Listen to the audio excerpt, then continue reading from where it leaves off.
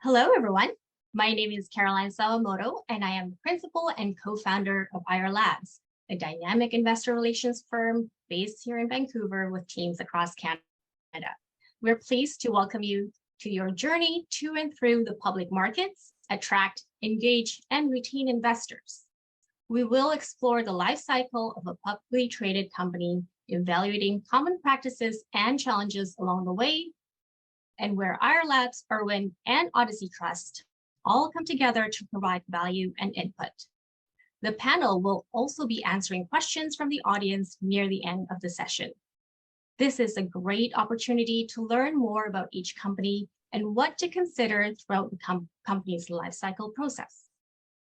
Please note that this session is being recorded. Before we begin, it's my pleasure to introduce our guest. First, we have Jenna Kay, the co-founder and CEO of Odyssey Trust Company. Jenna is also the co-founder and chair of Tetra Trust, Canada's first regulated crypto custodian, co-founder of Access Connects, a Calgary-based nonprofit committed to increasing diversity on boards and in the C-suite, and principal of Icebook Investments, a family-run office that's focused on early-stage businesses across a wide variety of industries, including renewable energy, real estate, and fertility. Jenna has an MBA LLB from Dalhousie University and practiced law at a national law firm. We also have with us David White, co-founder and CEO of Irwin. David is responsible for driving the company's mission to seamlessly connect the world's capital seekers and allocators to make them more productive, innovative, and successful. Before founding Irwin, David spent a decade working in capital markets, holding positions in investment banking and sales and trading for both global and boutique banks. David's time on the institutional equity and event-driven sales team at Credit Suisse gave him a first-hand view of the complex challenges facing public companies in an ever-evolving regulatory landscape. His domain expertise results in product ideas that rethink traditional ways of doing things, helping Irwin clients navigate an industry undergoing digital transformation. We also have Alyssa Berry, principal and co-founder of IR Labs, my business partner. Alyssa has over 15 years of investor relations, capital markets, and corporate communications experience. An activist by nature, she has raised over $1 billion of capital, led some of Canada's most successful activism campaigns, managed M&A transactions, and enhanced board governance frameworks. She was formerly head of strategy, operations, and communications at Artis REIT, vice president of capital markets and communications at Sandpiper Group, and manager investor relations at Amica Mature Lifestyles, Inc. She's known for her agility, creative prose, and relentless pursuit of success for her clients. Following today's presentation, a recording will be made available, and we will be pleased to answer any additional questions you may have. As a matter of housekeeping for today's webinar, if you'd like to ask a question, please type it in the Q&A box on your screen. Let's get started. Hello, everyone. Okay, so going public takes a lot of effort and diligence. It is an all-hands-on-deck exercise. It takes a team, and the advisory network that you're building is really important and can determine your success. Today, we've brought together 3 advisors who have deep experience in capital markets, and there are other advisors who also play important roles in capital markets, including market makers, investor outreach firms, digital marketers, and more. We all have one common goal, which is to help set companies up for success. We recognize that the market is challenging. As advisors, we all work in tandem. We're an ecosystem. We are here to support you. Today is a great demonstration of our fantastic partnership, and our hope is that you'll walk away with key information and tips that will help you succeed in your going public process and the ongoing investor engagement afterwards. Alyssa, let's start with you. We have taken a few companies public before. What do companies need to consider before they go public? Thanks, Caroline, and thank you everyone for joining us here today. Obviously, there's a lot to get ready for your go public, and as you just said it there, Caroline, I think having your advisors ironed out before you go public is really critical, and bringing in an IR team at the get-go can really support and quarterback that experience for you as well. We can't emphasize enough, and I really do think it's an important point that there really is an ecosystem, and there's a lot of us who all know each other, and we're in regular communication to figure out how we can best support our clients. I guess just running through the very large laundry list of getting ready to go public, focusing on your existing investors and making sure that you understand who they are and what's going to happen once you go public. And this is where David and Jenna and their organizations come into play as well, and they'll talk about this. One of the things that we've seen a little bit remiss from time to time until we bring it up is your existing investors are going to want to know what happens the day you go public. And Caroline and I and our teams get a lot of phone calls if this is not ironed out with real care at the get-go. And so preparing those communications is really critical, and providing really practical information and instruction on what happens next for those investors. And I think also bringing in the other advisors, such as the market makers, to help manage expectations once you go public as well. And there are inevitably, depending on how you go public, whether it's an RTO or a direct list or an IPO, depending on that path, it's really going to indicate some of the work that needs to be done afterwards to help move some of the liquidity that we'll be looking for an exit. And of course, there'll be others that will be joining along, hopefully for a long period until the company has really proven themselves out. And the last thing I'll just mention here is the communications. I cannot emphasize enough. And one of the things that we do in our organization, we really use the opportunity of that go public press release as while there are transactional details and all the legal structure that needs to be included, we use that as an opportunity to really tell the story for the first time to the market, and also give existing investors some excitement and comfort about the future of the company as well. We call it our opening salvo press release. So we really do spend a lot of time with our issuers, making sure that the storytelling is clear, and almost as if that 1.5, 2-page press release serves as a bit of your investor deck, so to speak, when you go public. So I'll leave it at that. Thanks, Alyssa. Jenna, we understand that transfer agent has a critical role in a public company. Can you discuss more about what you do? And when it comes to choosing a transfer agent, what kind of questions should companies be asking? Yeah, absolutely. Thanks again for having us come to speak to everyone today. So I guess Transfer Agent 101, for anyone who doesn't know what a transfer agent or TA does, essentially before you go public as a private company, you can be managing your cap table on an Excel spreadsheet. You may have your cap table with legal counsel, but when you go public, you need an independent third party to actually act as that, what we call a gatekeeper of your securities. And so that's one of the lessons for any issuer going public, is that you will need to engage a transfer agent, and they will become sort of a key part of your valued partners going forward. Some of the key aspects that a transfer agent does for you: number one, we manage your securities. So we'll be the ones who are issuing and canceling any securities. We would, close any future private placements for you.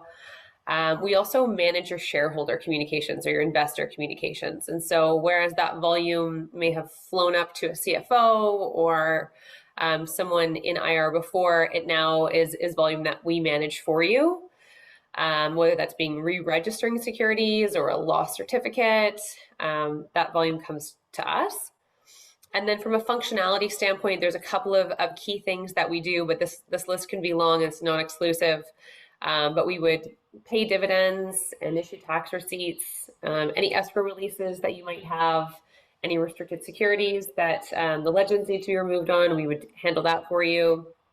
And then the biggest event that we have every year is your AGM. And so we put a lot of thought into the meeting planner and making sure that you feel peace of mind going into your meeting, that we're tabulating your votes for you, your investors have their materials, they have everything they need, and then we actually run your AGM for you. So whereas again, before you wouldn't have had, and oftentimes this role, once you become public, you'll need a transfer agent, and these are all the things that we can provide for you. In addition to managing your securities from an equity standpoint, we would also work with you on any corporate trust appointments, so warrant, agent appointments, any debt issuances we would be trustee on. We would manage aspects of your employee plans if you have equity plans, so whether it's options, RSUs, DSUs, we do that as well. We also have a registered plans group, so if you have RSPs or TSFAs, we can handle the administration of that. We do some corporate services, so we would do CDR SEDI filings, which you'd become familiar with as a public company, press release filings, and then any corporate actions or any corporate activity that you'd have down the road. So if you did a share consolidation, if you did a name change, if you went through an M&A transaction, we would also be a point person for you in that. So you can see sort of the functionality that we play on that side is quite significant, and we're often interacting with your shareholders, and we're working very closely with your IR teams and any other advisors that are really helping you navigate and manage your investor communication. To the question, what do you think about when you're choosing a transfer agent? There's sort of some key things to consider. One of them is you often do ask your advisors. So you would often ask legal counsel, who would you suggest we use? And they would have some feedback for you on the difference between certain transfer agents. You would also want to really ask some tough questions about some of the things that Alyssa mentioned. So early communication, how responsive is your transfer agent? When I need to get something done, am I going to get an answer the same day? Because oftentimes when it comes to what we do for you, immediacy is key. So you want a transfer agent that's really quick to respond. You also want to know about the cost structure. So how am I getting billed for my transfer agent? And then what type of capabilities makes them different? So for us at Odyssey, where we really focus is being paperless. So we often email out DRS statements, which makes it very easy to transact instantaneously. We've sort of moved into this world of virtual, where we can do things like provide virtual medallion guarantees for your shareholders. And then Odyssey is also a Canadian and a US transfer agent. So if you have any ambitions to go into the US, whether it's an OTC listing or a NASDAQ listing or an NYSE listing, we're one of the only agents in Canada that can provide that service for you. And so these are some questions to ask when you're considering which transfer agent to use. And often I think you'll find one that you click with right away and you feel like they will really be a valued partner with you throughout the journey of your company. Thanks, Jenna. That's very comprehensive and helpful. David, can you explain the concept you've coined, IR debt? What are the most important steps an IRO can take pre-IPO to avoid IR debt? Yeah, awesome. And also thanks a lot for having me. Super excited to be here. And I think we have a lot to talk about today. So as it relates to IR debt, in the software industry, which is sort of our tertiary industry, there's a concept of building software without really enough strategic consideration for the future. And eventually that builder has to pay back its debt. So they have to go back and they have to fix their original code, given what the software has become. And the temptation to do this is, of course, very real because everyone wants to move quickly. It's uncomfortable to move slowly, especially when it's intentional.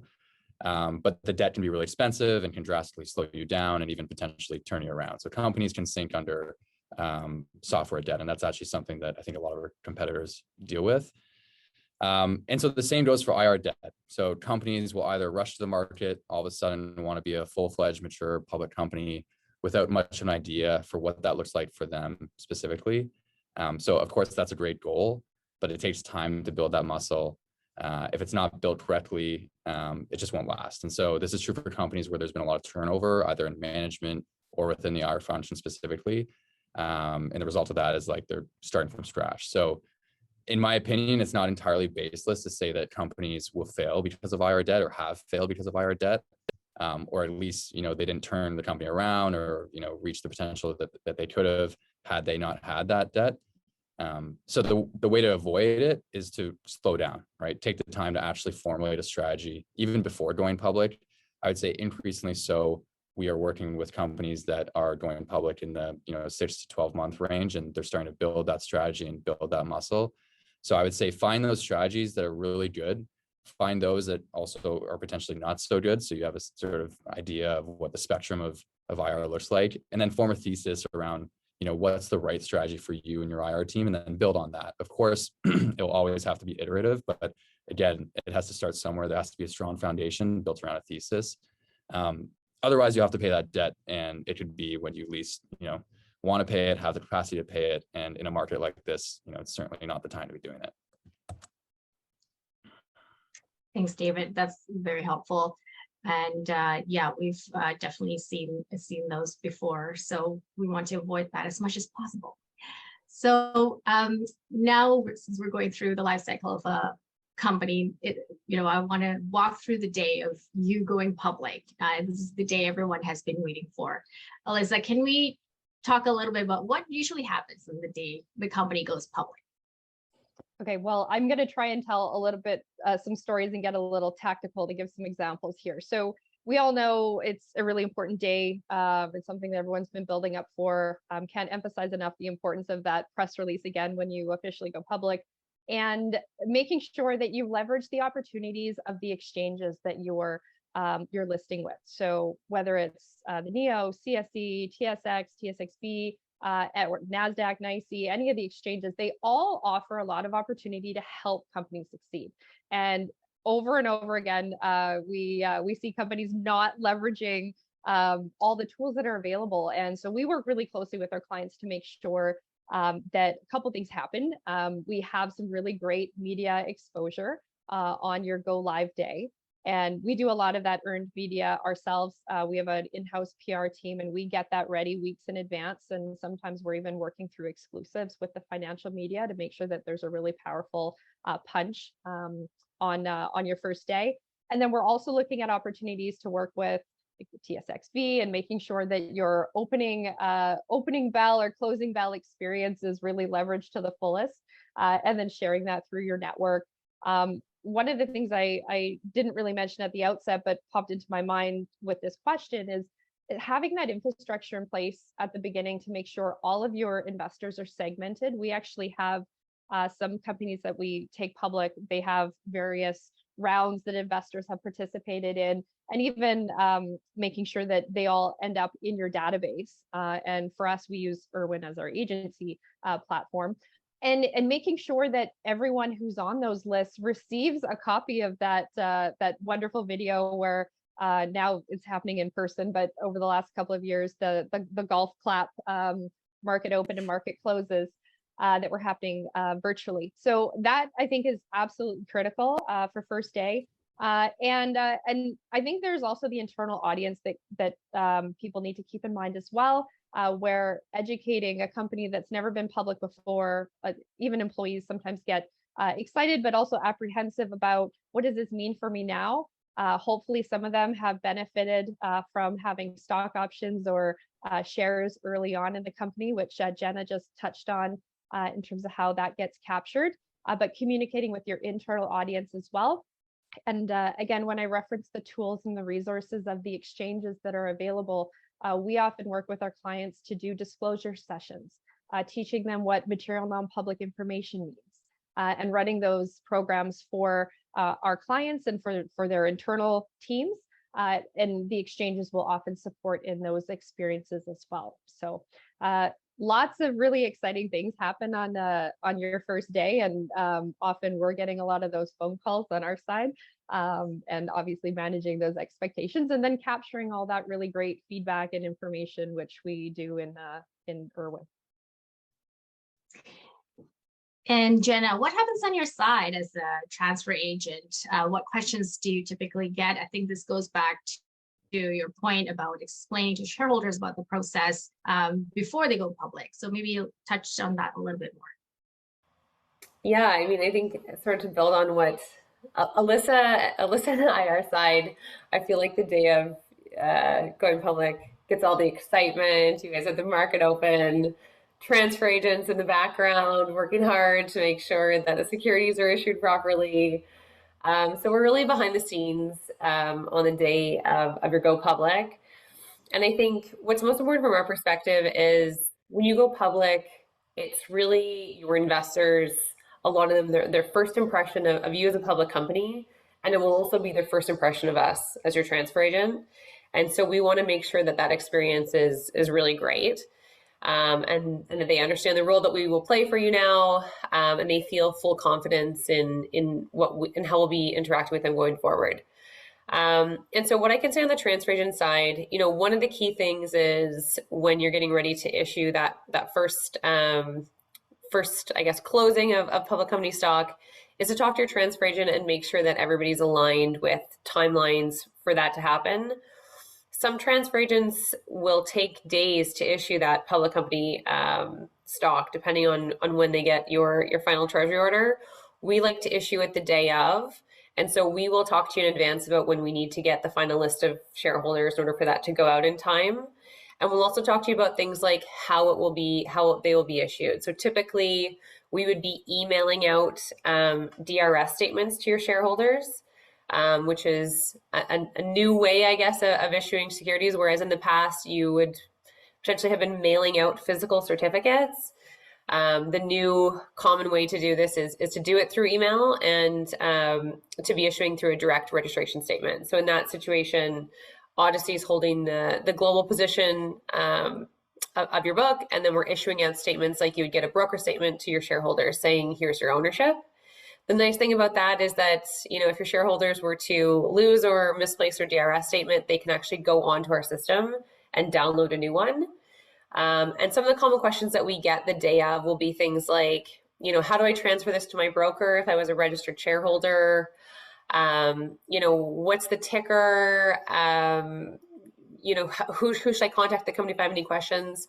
And so again, to Alyssa's point, it's great to send out a communication to your shareholders ahead of going public so that the day of, they know exactly what's happening. They know the day you're listing. They know exactly where they'll be getting their securities from, who to contact if they have any questions, and then even including some FAQs for them.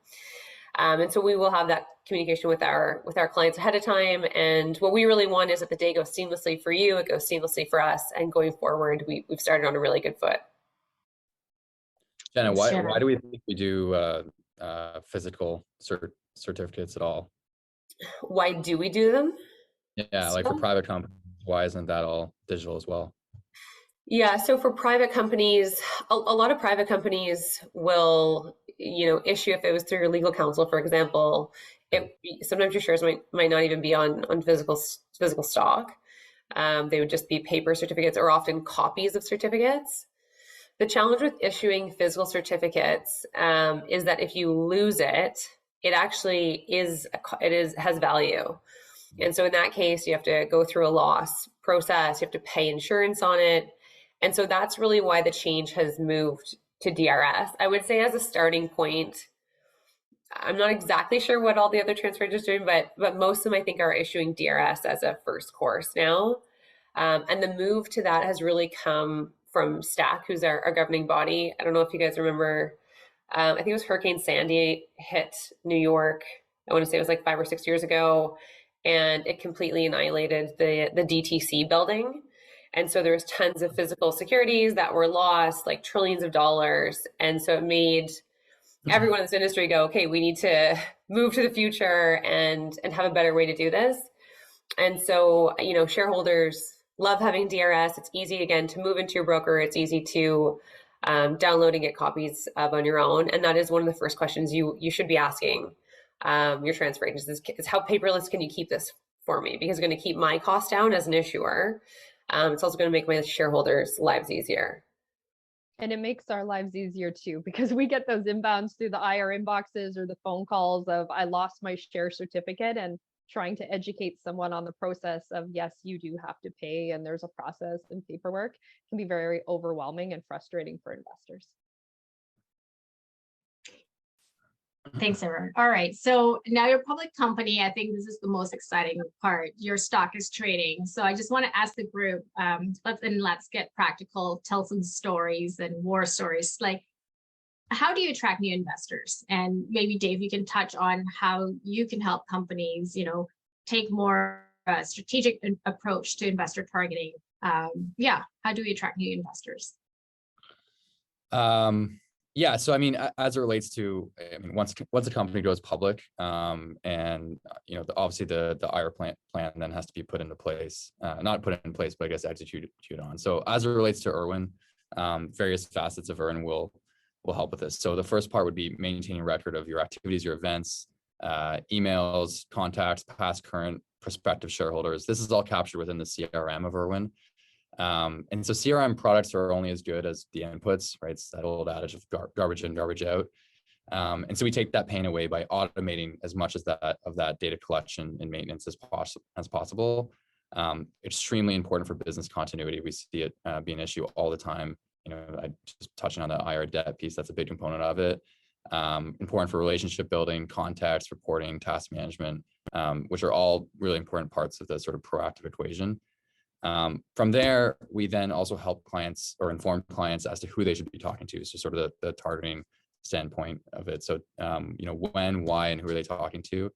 And for those that they know, we provide them with, data-driven insight on their contacts, organizations regarding their coverage details, holdings, past history and experience, style, and then any updated contact information.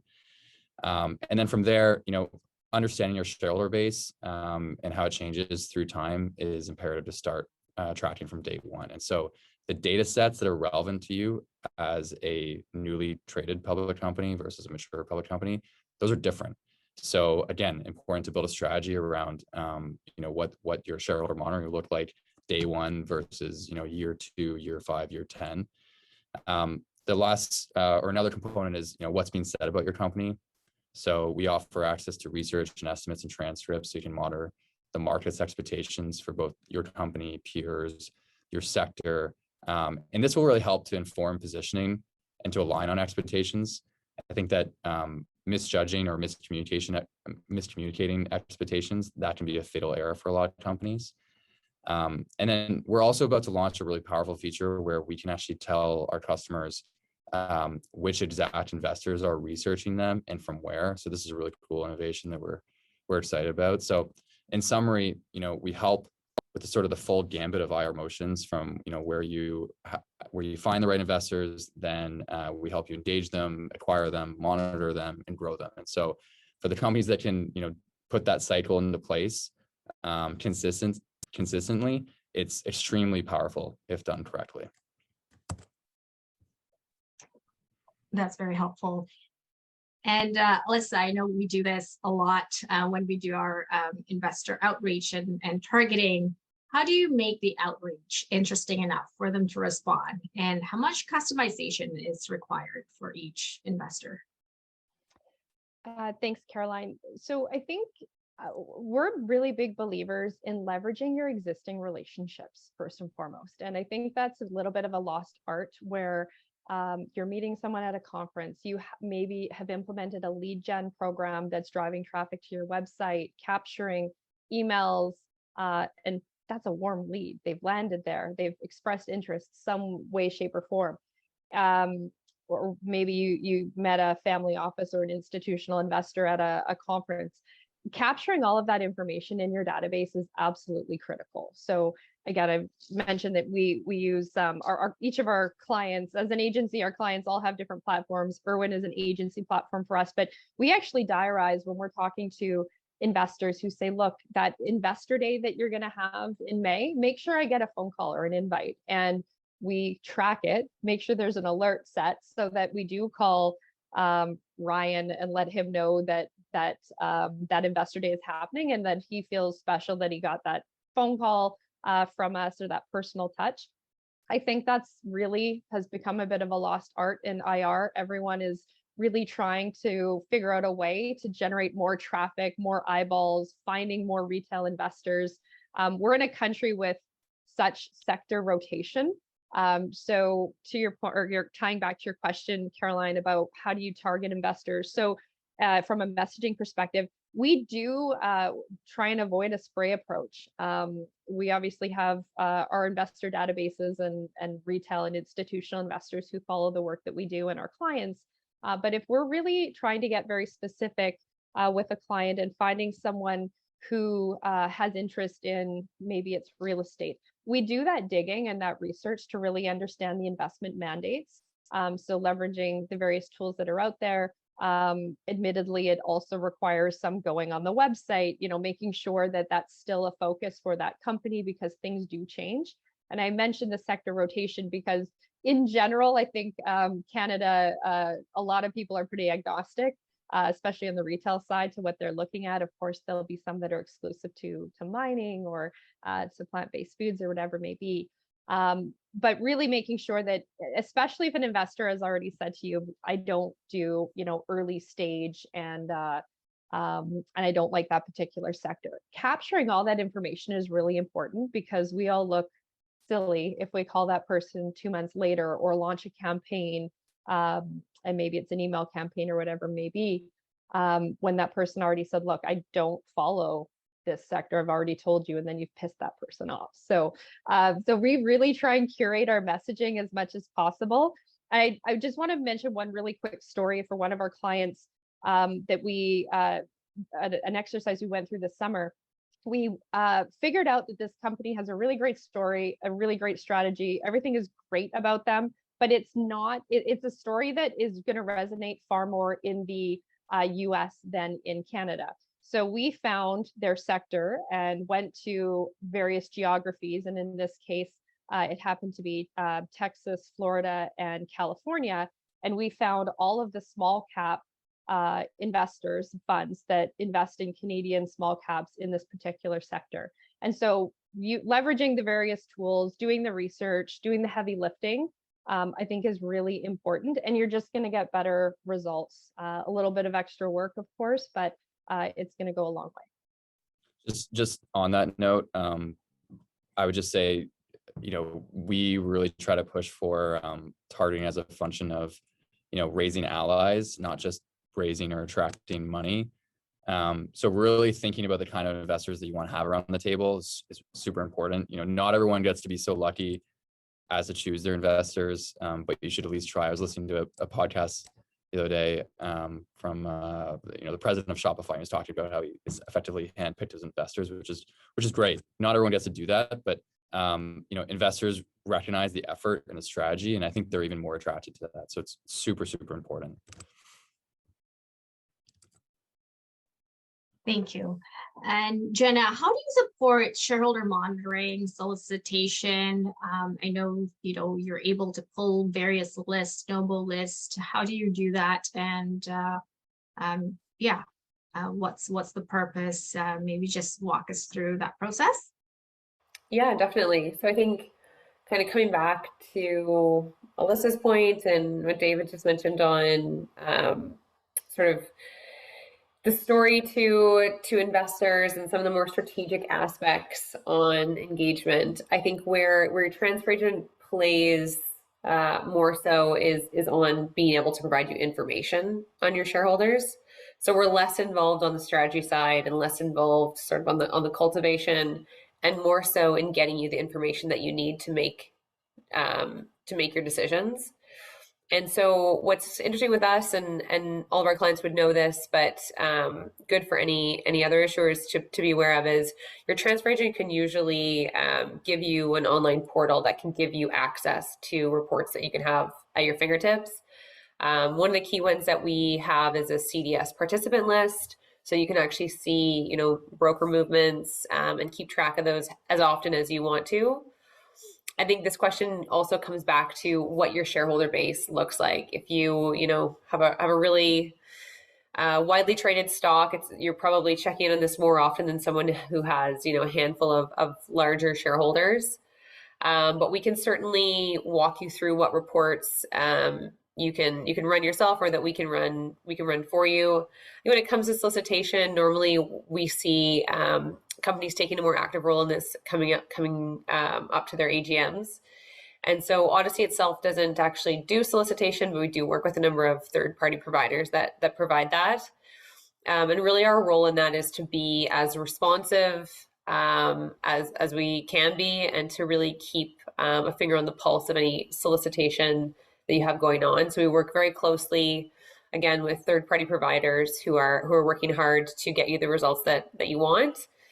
And then another key sort of function that only your transfer agent can do for you is order things like your no-bo lists. So Broadridge will provide them, but they need to be given to your transfer agent, which can then be given to the issuer. So I know we've worked with Irwin a number of times on this, but that's something where your transfer agent kind of, again, is that gatekeeper to certain information that can be delivered to your third-party providers that can really be run with and help strengthen any objectives that you have.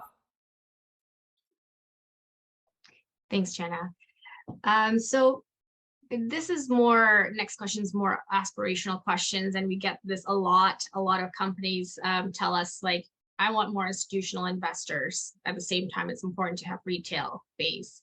So how does a company achieve its optimal shareholder base? Like, what's the perfect mix of retail, institutional, or even employees themselves? David or Alyssa, you can start. I can jump in on that. This is one of the first questions that we ask our current clients and prospective clients as well, is say, first of all, we're always curious, what does your current investor base look like? And sometimes it's, I have no idea. It's like a rough estimate. And then we actually look at it and it's completely different. And then we do ask the question, what do we want your investor database to look like? And I didn't listen to that podcast, David, but certainly will take a listen. And some do have the luxury of being able to navigate that a little bit more than others. The reality is you need both, but in some cases, you're just not going to have the institutional, especially we have so many small caps in this country, and we all pull the top holder lists, and the usual 10 suspects are always on that list. So getting that is can be very challenging, but it's certainly designed for us. We like to know what is desired and help to navigate that, because we can design our IR program accordingly. So if there's the plan for a really aggressive retail shareholding, then we need to make sure that all of our IR programs are targeted that way. If we're going to focus on institutional investors, then we're going to make sure that our messaging is tailored accordingly to them. Obviously, the outreach we're going to do, and then we're going to pick and choose very carefully how we're spending our IR dollars and time to build those relationships. And so that'll mean more time with the banks, more time with the analysts, more time attending specific conferences and events with that particular group. So really, really important conversation to have. And I actually think boards should be having this conversation more often as well.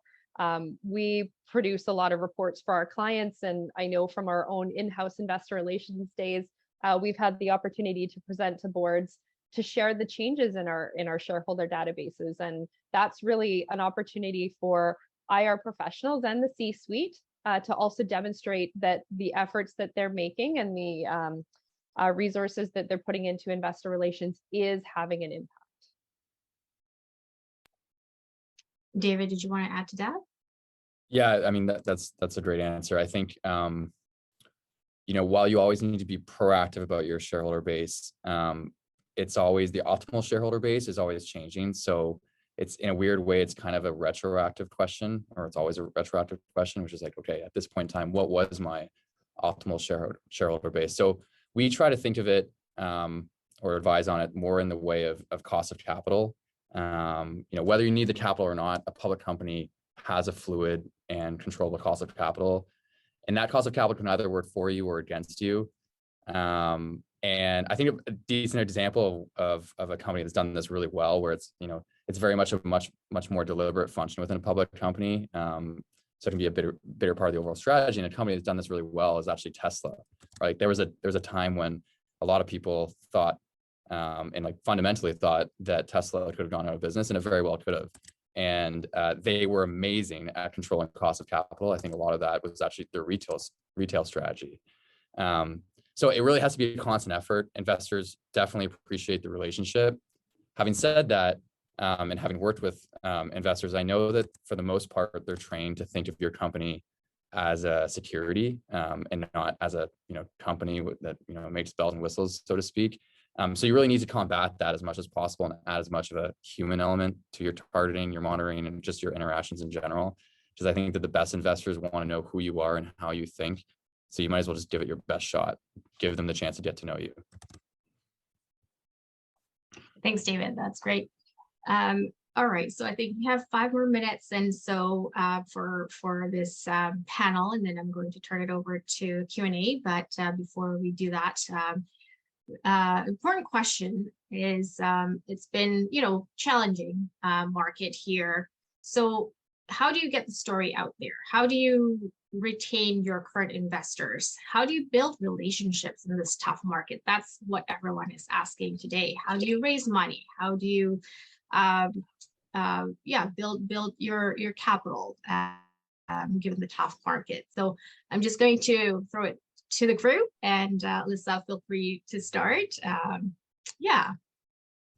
I'll jump in on this one, and we recognize these are extremely tough markets. I'm a little bit more aggressive in my response to say it's an absolute cop-out to say, you know what, I'm just going to focus on, put my head down Q1, just get through this year. That's it. The reality is no one is raising capital right now, or not many are. But many will need to, because last year there just hasn't been that opportunity for deals to be done. I was taught with fundraising 101 many, many years ago to not go to someone when you need the money, go build that relationship early. And so I think now is a really great time, and ahead of tax loss selling season here as well, to continue communicating with investors. Give them that reassurance that we know times are tough, but we're growing. Maybe there are some tough decisions that need to be done in certain circumstances, and hopefully for everyone listening in here, everyone's in a good place from a capital perspective and doesn't need to rip off any band-aids. But that ongoing communication is absolutely critical. We get investors who are just craving that dialogue with management. A lot of people have a lot more time on their hands right now too, because less transactions, less deals are happening. So they're doing that due diligence. They have the time for the phone call. And one of the things that we did over the summer is we used it as an opportunity to reach out to every institutional, every family office, every investment advisor that we had the opportunity to have either a virtual or a phone call or a face-to-face with, and ask them what's of interest to you, what's important to you today, and really make sure that we've got those relationships established. And it is picking up the phone. It's I know we're all hiding behind our screens, and we have the wonderful luxuries of so much technology now that has made our lives so much easier and perhaps a little bit more complicated in a few areas. But I would just encourage everyone to treat your existing investors with absolute TLC, continue the communication, continue the engagement, and then start building those relationships for that capital raise that will come in hopefully Q1, Q2, or whenever that may be. Thanks, Alyssa. Jenna or David, anything to add to that? Go ahead, Jenna. I've got some stuff, but feel free. Yeah, I mean, I feel like this is more of your area of expertise to you both. But I would say sort of from our side, where you can really tell when issuers are doing a good job of what Alyssa mentioned on ongoing dialogue and transparency, you can see it in the inquiries that we get from shareholders. They feel like the company is communicating regularly to them. There's no lack of transparency. There's regular updates. I think that just people understand that we're in a volatile market and we're going to get through it. But I think, if you're choosing to sort of hide and lay low, although that may be a bit more of a comfortable option, I think it's probably one that isn't going to serve you as well as being out there and making yourself available to any of your investors and shareholders. Yeah, I think obviously the market that we're in right now is a big factor, but I think it's important to remember that the market has changed. So the market for investor relations and public companies and how they interact with investors has changed. And so, it's just more fluid now. So there are two things that really drove that. Not long ago, it was customary and frankly, almost a requirement to communicate with investors via investment banks. They were essentially, the toll booth between the issuer and the investor, and both sides paid a hefty fee for that. So that's one factor. The other factor is COVID. And, Alyssa, you mentioned this, but obviously that opened up the opportunity for virtual meetings and removing geographical time and resource constraints. So these meetings can happen much more regularly now. And that's really just thrown the public company and the IRO into the hot seat. And so from my perspective, I mean, we don't believe that technology has kept up with, those changing market conditions. And we actually have sort of a larger thesis that IR is a bigger problem than people realize, in the sense that companies essentially have two main stakeholders. They have their employees / their customers. They have their investors / their capital providers. Those are the two. The second category being the investors, super important for innovation, but ultimately kind of a tax on management's time. And, it's about 20% of management's time, which is a lot. So if you can imagine a world where, we're able, as a group, if we're able to take that 20% to 15% to 10%, the impact that can have on the first category of customers and employees, and ultimately the business and innovation, could be huge. So, we think that a lot of that sort of productivity gain is going to be gained via automation, really solid data insights, being proactive. So yeah, I'd encourage everyone to sort of educate yourselves early and often about the various technologies and strategies that are out there. That's ultimately how you're going to get the advantage. Thank you, David. So just want to remind everyone, for questions and answers period, please type your questions in the Q&A box and we'd be happy to answer any of them. So another question here, again, as mentioned in the beginning, we want to be practical, and we are a group of advisors. It's an ecosystem that we work together. Can you provide a practical example of how you've all worked together? I think, a scenario could be identifying a seller or a buyer or moving a block of shares. Maybe we can go through that example together. Well, that's a very practical example on the IR Lab side with one of our clients, transfer agent, where our client identified a buyer that wants to accumulate a block, which is a really nice thing to have, having demand in these markets. And so we on the IR team's side, we're able to work with the transfer agent to kind of dig through and understand where all the shares are held, to see if there is an opportunity to do a cross. And for that investor to be filled, who for their own reasons didn't want to execute directly in the market. They wanted to get a significant block of shares. And then Irwin wasn't involved in this exercise, but that's a great example of a recent process we went through with a transfer agent, and ultimately we're able to connect a buyer and a seller who could get a transaction done. Yeah, it's funny. I think on our pre-call, we were talking about that. You brought up that example, and then we have a couple of those examples as well, where a company's client, or sorry, a client's stock has been indiscriminately sold, and through Irwin, through the various Nova data, we were able to identify who it was. And in one specific case I can remember, was their 11th largest shareholder, a fairly large company, and they reached out and said, "Hey, we have a known buyer. Instead of you hammering our stock on the board, can we put you in touch?" And they said, "Absolutely, it's better for everyone." So again, and then what happened was, the stock then stabilized and ticked up. So that's a great example of being proactive to ultimately control your cost of capital. You made just triggered for me, David, the comment about Nobo lists. So this is something that I also think that really needs to be emphasized for us as IR professionals, is just really leveraging the opportunity that's within that Nobo list. And of course, we have rules about solicitation and what we're allowed to communicate and not. But we actually were working with one of our clients and identified, we went through that, 50-page size 6 font Novo list, and found that there were significant shareholding in some small community here in British Columbia. And we were able to book a meeting it was a bunch of investment advisors at Odlum Brown that owned a lot of, and we didn't know. They owned a lot of shares. Someone in the office had endorsed it. And when I say a lot, they owned collectively probably close to 6 to 7% of this company. And so we were able to build that relationship and keep them excited and hopefully in the stock for the foreseeable future. So I think really leveraging all of these different tools, and it takes the work, but that's where we can really prove our value as professionals. That's a really great example. All right, we've got one question here for David. How can we segment a small cap type investors through the Irwin platform in specific geographies? Yeah, I mean, absolutely, we can do that. So if the question is like, can we find the small cap investors in specific geographies within Irwin? Absolutely, that's very much within our bread and butter. Hopefully that answers the question. And I would encourage anyone that has any other questions specific to Irwin, feel free to reach out to me. I'll put my email in the chat right now as well.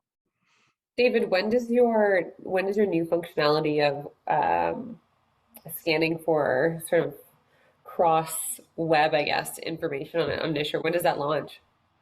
In a couple of weeks. I actually I saw it this morning. It's really, really cool. We've actually been testing it with about 10 clients for 6 months. And so of those 10 clients, 3 of the 10 have been able to identify investors they didn't know at all, had no interaction with, were not a shareholder. They reached out, built a relationship, and within those 6 months, they have become a verified shareholder. We had one client that had an activist investor all over their site. And so, you know, surveillance is a function that it's a whole nother topic, but it's a function that a lot of companies use for sort of activism monitoring, but this is a great input to that. And then also it's a great sort of cost ROI tool to say, hey, we've been putting money towards these events, like we went to this roadshow, this conference, this digital spend. Is it doing anything? Like, what's the impact of it? Are we actually attracting the folks that we want to be attracting? So yeah, super excited for it. What's the scope of the reach? Does it pull sort of like across the web, or is like North American based, or how deep does that go? Global, yeah. So essentially we have just over 300,000 organizations, so institutions in Irwin, and if any of them hit your website, we'll be able to tell you. And also that's important for beyond just institutions. So let's say your peers are looking at you, let's say potential partners, you know, competitors. So we use it ourselves, of course. And so like I can see when you know, our prospects or clients or competitors or whoever is looking at our website and where they're going. It's incredibly valuable. David, you just touched on shareholder activism, and I was an activist for about 5+ years before in-house IR moved over to activism, and then now Caroline and I are here at IR Labs. But I learned a lot in that experience, and one of the things for anyone who has studied shareholder activism, or is, I'm sure nowadays almost everyone's been involved in some way, shape, or form, we went through a really tough time in 2008 where share prices were depressed, and there was a lot of opportunity for people to accumulate very significant ownership positions, some with no intentions of passive investments. They just see a really great opportunity. I would say for the most part, a lot of people do play an active role, especially if they've got close to, you know, between 5 to that 9.9% ownership in a company, where they are going to hopefully reach out and have a really productive dialogue. But I think those are things that we really need to monitor now. We're in really unique times, and hopefully this all ends very, very soon, but no one has a crystal ball, and I personally think that it's going to be a challenging time for the foreseeable future. And so these are things that we need to do as IR professionals, is monitoring our shareholder base, communicate actively with our existing shareholders, never lose an opportunity for a lead and converting them hopefully to a shareholder, and just keeping a really good tab on who's owning you and running those lists. I don't know, Jenna, if you want to touch on pulling those lists at all and how that works, or frequency, but I'll pass it over to you. yeah, I mean, on the activist side, obviously we're, we have a neutral stance on any activity like that. But I think kind of coming back to what you'd spoken about earlier is the more you know ahead of time, the more you can stay aware of what could come down the line. So I think all the tools like having Irwin, being able to see who's checking you out or who might be a potential activist for your stock is good to know ahead of time. I think as you get closer to your meeting, obviously, you're talking to stakeholders about certain aspects that will be passed at your meeting, whether it's say on pay or ESG reporting. And so I think as a whole, this is activism is becoming more and more of a concern for issuers, but there's also more and more tools to support staying on top of that. And where your transfer agent comes into play is really being responsive and being helpful to get you the information that you need in order to have a good strategy going into any upcoming, whether it's a battle or just a conversation with someone ahead of time to make sure that, again, you have peace of mind going into your meetings and everybody's on side with your strategy. Thanks, Jenna. We've got one question on the Irwin platform here. David, can you touch on how Irwin's different than Hyprio, for example? Do you have different data sets, or how is it presented? Is it presented differently? So yeah, maybe touch on that. Yeah, maybe the best way of answering that question would just be highlighting our differentiators. So there are four, if you just bear with me for a second.